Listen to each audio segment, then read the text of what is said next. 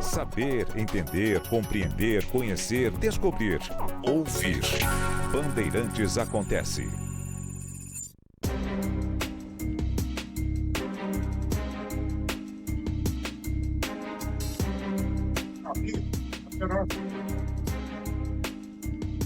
Eu encontrei material aqui de 17 de abril de 2008 sobre Selic, que é muito interessante. Naquele momento, o Banco Central do Brasil anunciava que um aumento que havia ocorrido no dia 16 de abril de 2008, anunciado pelo Banco Central, que aquele aumento de 0,5 ponto percentual na Selic provocaria um impacto de 2 bilhões e 900 milhões de reais na dívida pública brasileira ao longo de 12 meses. Então, no dia 16 de abril, o Banco Central anunciou que o aumento de 0,5 ponto percentual da Selic provocaria um impacto de 2 bilhões e 900 milhões de reais na dívida pública. Isso foi em 2008, abril de 2008. E é interessante notar as reações na época da oposição, da situação. Inclusive, na época, o Arno Augustin, que era o secretário do Tesouro Nacional, disse que não haveria grandes impactos, porque sobe o prêmio pago aos investidores no vencimento do papel, mas que o número poderá crescer se o Banco Central promover novos aumentos na taxa. A Selic chegava, então, a 11,75. Estava alta, 11,75, menor do que agora. E nesse debate, ele falava sobre a questão do superávit primário, que é uma perda de tempo, né? Importa o superávit nominal. Mas ele disse aos deputados Mendonça Prado, do DEM, lembram-se do Partido Democrata, o DEM? O Mendonça Prado era do DEM do Sergipe. E o Carlos Zaratini, do PT de São Paulo, ele disse que o governo pretendia manter as metas porque elas permitiriam a redução da dívida pública. E aí, o líder do governo, o deputado Henrique Fontana, considerou a decisão do Banco Central um equívoco, disse que não havia sinais de aumento da inflação, que as variações registradas eram relacionadas a preços internacionais. Olha como as situações são parecidas, os argumentos são parecidos. E o líder do DEM, Antônio Carlos Magalhães Neto, disse na época acreditar que a decisão do Banco Central provocaria a retração dos investimentos no país. É óbvio, né? Não precisa acreditar. Ele observou que o principal responsável era o governo, que se recusava a discutir a autonomia real do Banco Central. Então vejam que o ACM Neto relacionava a elevação da taxa de juros à falta de autonomia do Banco Central. Mas tanto a oposição quanto a situação criticavam aquela aula. Mas chamou a atenção que o impacto na dívida pública seria inferior a 3 bilhões de reais, 2 bilhões e 900 milhões de reais. Hoje, o impacto é de 55 bilhões de reais. Aumenta a dívida pública em 55 bilhões de reais. A dívida pública é a fonte dos problemas fiscais, é a fonte dos déficits nominais, aqueles que importam, e não os primários. E o que acontece com a elevação da taxa de juros? Quais as consequências? Todo mundo sabe, mas é sempre bom elencá-las, até para que notemos a contradição no sistema. E a primeira consequência é crédito mais caro. O crédito fica mais caro e fica mais difícil contrair o empréstimo, buscar crédito, porque o custo fica muito mais elevado. Se é para consumo, melhor adiar. Se é para investimento, é preciso considerar qual o retorno esperado do investimento em relação aos juros que terão de ser pagos. E olha, a Selic não é a taxa geral de juros, ela é a taxa básica. A taxa geral no sistema privado, nos bancos, ela é escandalosa. Em qualquer contrato em que haja incidência de juros.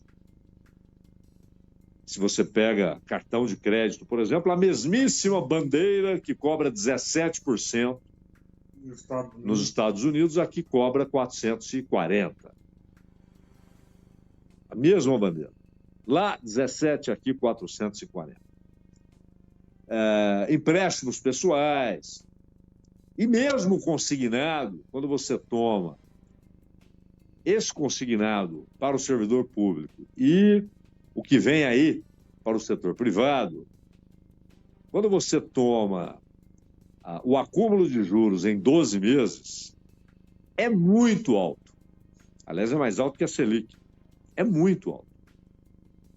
E a taxa básica, ela não tem esse único elemento a ser considerado, porque ela não tem a única função de tentar reduzir ou aumentar a faixa de consumo. Isso é o que está na cartilha. Inflação alta, sobe os juros, crédito fica mais caro, as pessoas passam a consumir menos, há menos atividade econômica, há desemprego.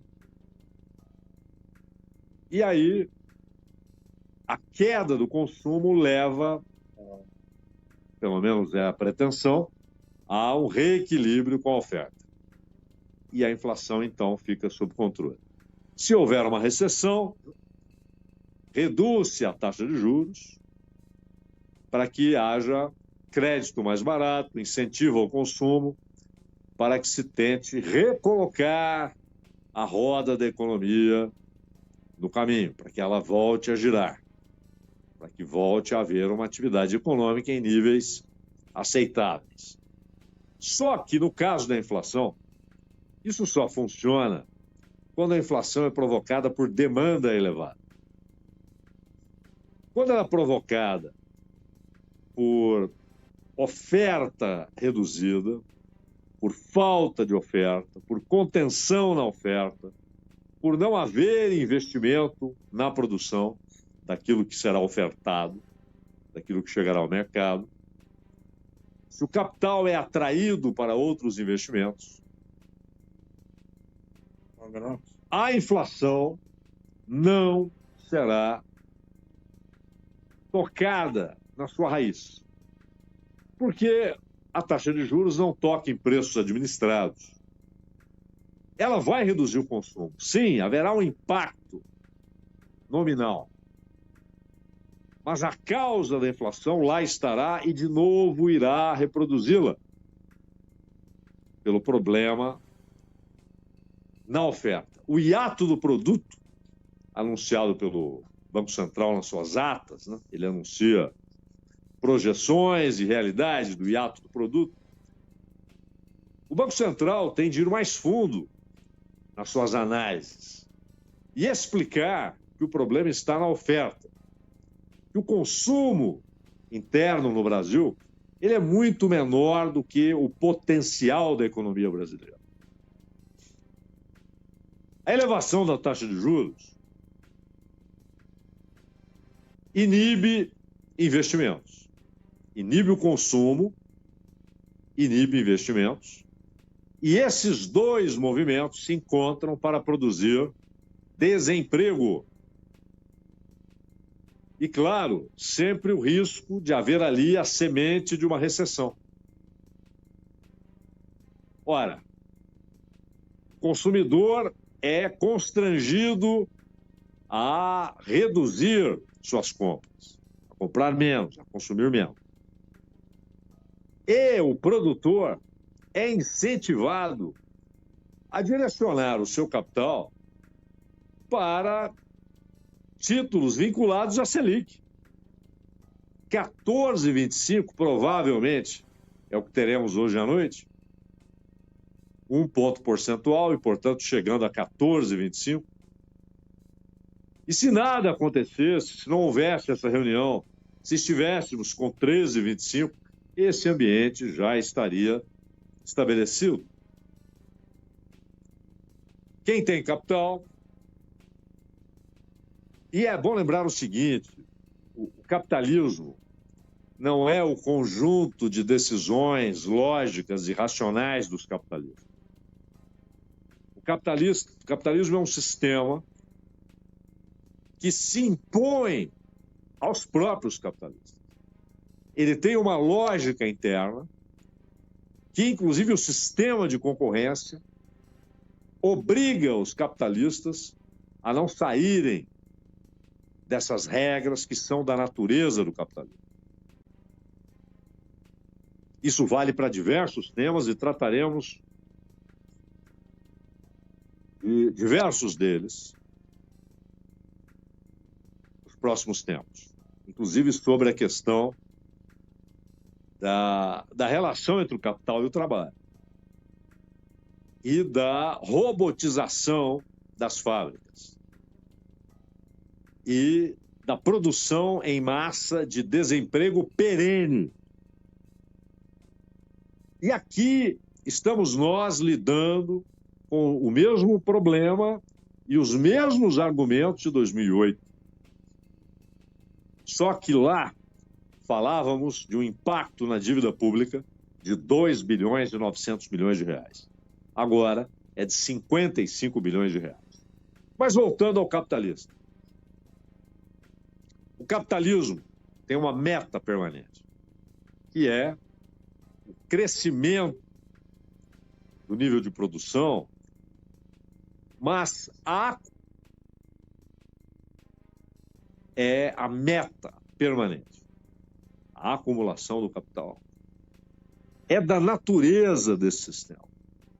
Ele leva à acumulação. Por isso, as grandes acumulações produzem absorções de pequenas empresas, médias empresas e a formação de monopólios. E, por fim, por isso, o sistema de monopólios produziu o sistema imperial moderno. Primeiro, como um imperialismo apenas. O sistema imperialista é uma expressão, uma das maneiras como o imperialismo pode se manifestar. O sistema implantado na Segunda Guerra Mundial e agora desafiado pelo Donald Trump como portador de uma parte considerável do capital nos Estados Unidos, que quer a repatriação da produção para o território dos Estados Unidos. Mas esse capitalista, dentro dessa lógica, dessa natureza, ele não produz por amor à produção, nem por amor à mercadoria. Porque uma coisa é o produto. Desde que o homem produz alguma coisa, há produtos na relação, no metabolismo, homem e natureza. No capitalismo, não é o produto, é a mercadoria. E o valor que ela traz do trabalho. E, sobretudo, do trabalho excedente, trabalho não remunerado.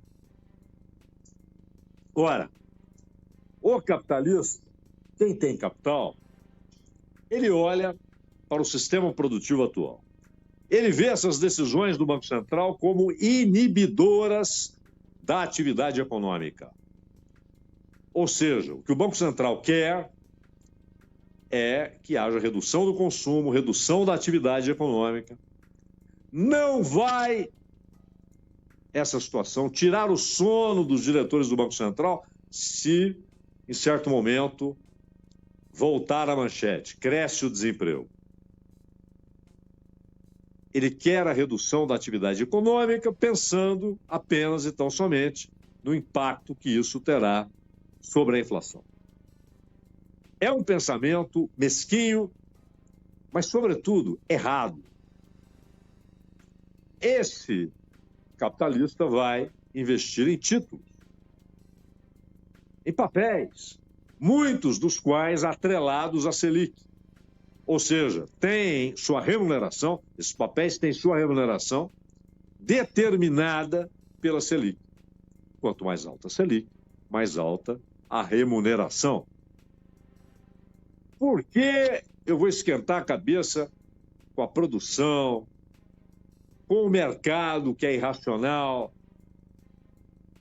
com as disputas dentro do mercado, com folha de pagamentos, com burocracia estatal, com impostos elevadíssimos, com toda a insegurança que está na atividade produtiva, se eu posso ir para a praia enquanto meu dinheiro está rendendo. E quando eu faço a comparação do rendimento previsto em uma e em outra coisa, se eu vejo que há um movimento geral no país para a redução da atividade econômica, movimento produzido pela Selic mais alta, eu vou arriscar investir em produção e enfrentar todas essas condições ou vou para a praia, sossegado, enquanto o dinheiro rende, enquanto ele é remunerado. É claro, se todo mundo faz isso, o sistema quebra. É preciso produzir mercadorias, porque é a mercadoria que vai conter o mais valor, que é consequência do mais trabalho, do trabalho excedente não remunerado. Consequências: redução da atividade econômica, o comércio vai vender menos. No mínimo, na média, não vai contratar. Há sempre as exceções setoriais. Mas, no mínimo, não vai contratar. Se a coisa dura muito tempo, a não contratação, como consequência, passa a ser a demissão como consequência. O comércio vendendo menos, seus fornecedores venderão menos, demandarão menos, a indústria será menos demandada e a indústria menos demandada para atender ao mercado. Se ela já tem níveis razoáveis de ociosidade, ela terá níveis maiores de ociosidade. Então, ela também irá parar de contratar e, no movimento seguinte, demitir. Então, essas demissões não são reversíveis rapidamente. As recontratações lá na frente são planejadas. Então, isso provoca longos períodos de desemprego alto. Muito mais demanda por seguro-desemprego. Muito mais saques do fundo de garantia, que serve como reserva de poupança, inclusive para a construção civil. E, além disso, vale notar, além de o governo passar a ser demandado o seguro-desemprego, além do governo ser demandado, inclusive, o seu próprio sistema de saúde, porque o desemprego provoca problemas de saúde, crises, de ansiedade, de depressão. O desemprego não é fácil. A demissão, quando ela não é por um fato específico, mas ela é uma razão da contingência econômica geral, não é aquela empresa, é aquele setor, e depois não é mais só aquele setor, é a economia inteira, e a pessoa se vê sem perspectiva. O coro dos contentes sai dizendo: virem empreendedores, sejamos todos empreendedores. Esse eufemismo barato para a precarização do trabalho. Exato. E qual é a preocupação do Banco Central? Se a elevação da Selic vai provocar redução da atividade econômica, menos demanda, menos vendas, menos contratações e depois mais desemprego, se essas são as consequências, e se nós sabemos disso, todos nós aqui sabemos disso, porque tudo isso é lógico, é elementar, também no Banco Central sabem disso. Eles alegam a preocupação com o déficit como causa da inflação. Mas é preciso ir além. E qual a causa do déficit? Primeiro, que o déficit ele é visto como causador da inflação na medida em que ele contém gasto público que movimenta a economia. 2021, plena pandemia, por que a economia cresceu num número até razoável? Por causa de ajuda emergencial. Tal é a renda média no Brasil, é tão baixa, que para muita gente, R$600, então, significavam mais do que eles ganham normalmente por mês. Isso levou a um crescimento do consumo, por exemplo, de arroz, de óleo de soja, de macarrão. Impressionante. Ele foi o atestado do quanto a ordem socioeconômica no Brasil produz miséria. Mas nós tivemos nos 2 últimos anos crescimento superior a 3%, sim, diretamente relacionado a mais dinheiro saindo do tesouro público para a população mais carente, para programas sociais. Em alguma medida, alavancando a procura por imóveis, mesmo que no sistema subsidiado. Isso movimenta a economia. Então, qual é o problema? Mas aí provoca o déficit e provoca inflação. E o déficit vai se tornando inadministrável. Não, o déficit tem caído.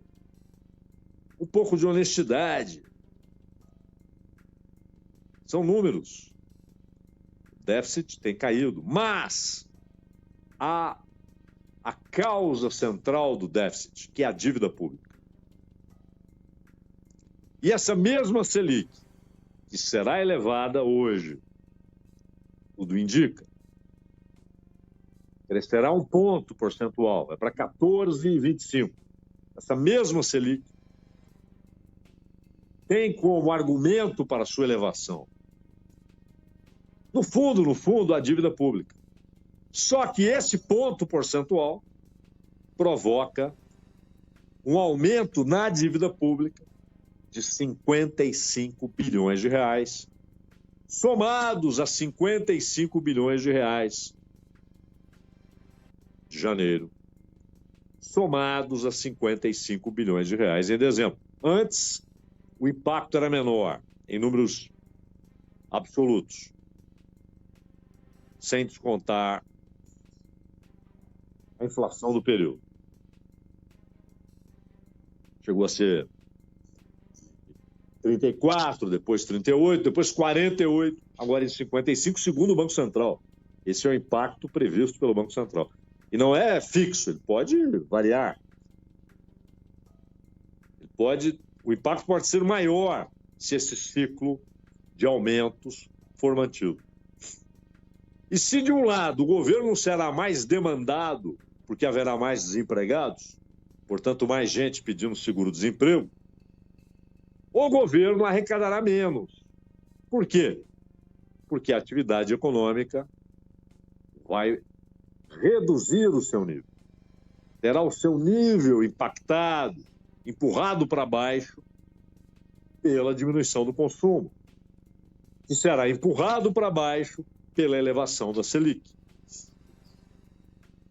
Então, ela provoca dois movimentos iniciais: crédito mais caro, menos consumo, menos investimento na oferta, na produção, mais investimento em rentismo. Isso é produzido e provocado e estimulado pela Selic mais alta. Desemprego, demanda para que o governo libere seguro-desemprego, mais Bolsa Família, mais pedidos por Bolsa Família. A demanda por recursos públicos se torna maior. É uma contradição dada. Galípolo conhece essa contradição? É claro. Mas há uma pressão do capital, e aqui não é só o capital financeiro clássico, mas empresas que hoje têm mais lucro, mais retorno em investimentos, em títulos, em papéis, do que na sua atividade fim, do que na sua atividade produtiva, ou de serviços, ou comercial.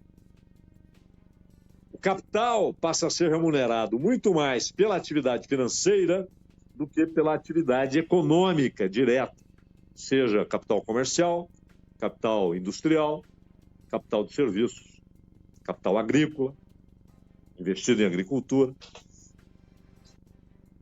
Cresce a dívida pública.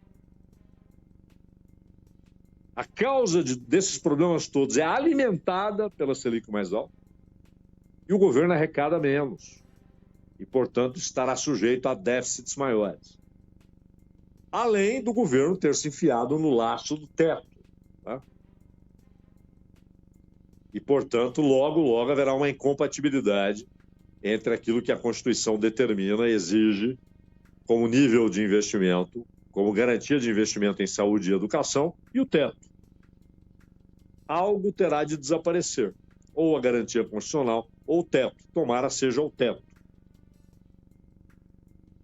Enfim, todas as consequências para a sociedade, para a economia, no geral, são ruins, do aumento da Selic. Mas, alguns,